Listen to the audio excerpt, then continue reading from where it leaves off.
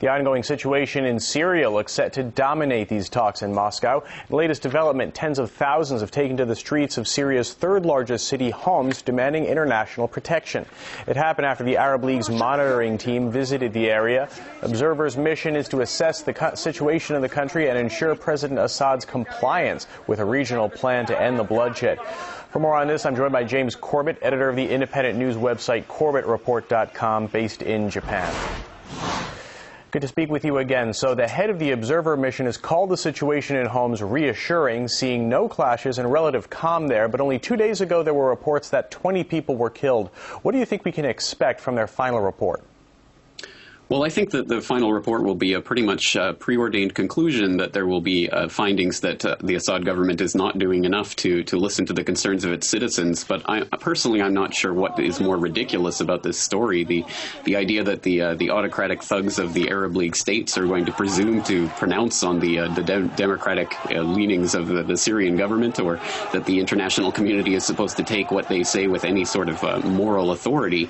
Clearly, these are not people in a position to be lecturing on this, but I think, as I say, I think the report has been pretty much preordained, and I would be very surprised to see that it concludes anything other than the fact that the Assad government is to blame for what's going on in Syria right now.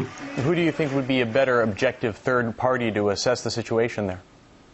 I'm not sure it's really the responsibility of the international community to be involved in this in the first place. I'm not sure exactly what grounds the international community has to be coming into Syria to presume to be able to dictate to the Syrian government what it should be doing with its people, any more than we would expect the Syrian government or any other league of states under whatever supposed international authority coming into, for example, Washington, and presuming to tell the Obama administration how they should be dealing with the Occupy protests.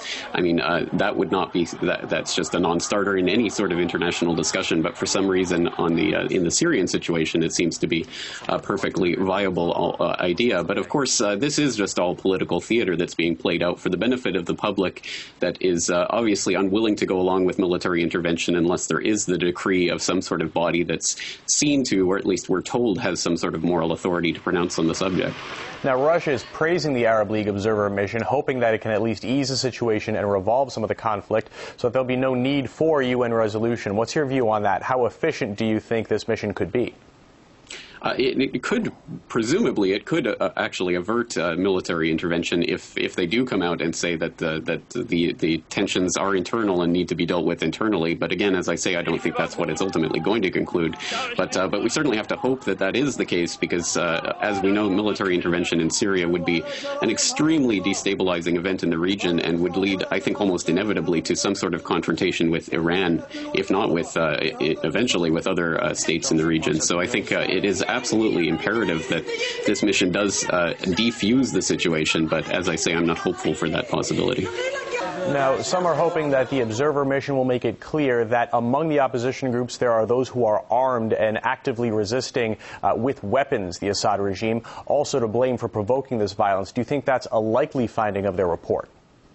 It's certainly, if this report is to deal with the facts on the ground as they are, one would almost inevitably expect them to conclude that. As I say, I'm not hopeful that that will be the case, but certainly even if they do come out with that in the final report, I find it very difficult to believe that that would be trumpeted at all in the Western media, as that's a topic that so far has not been given much coverage at all in most of the media that's been presuming to cover the story, but has been conveniently leaving out the fact that the protesters are armed and have been attacking Syrian forces as well, and that issue has not really been dealt with so far at all in the media. One would assume that would be conveniently covered up, and if that was to be one of the findings of this report.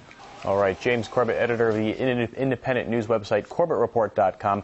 Thanks for your perspective. Thank you.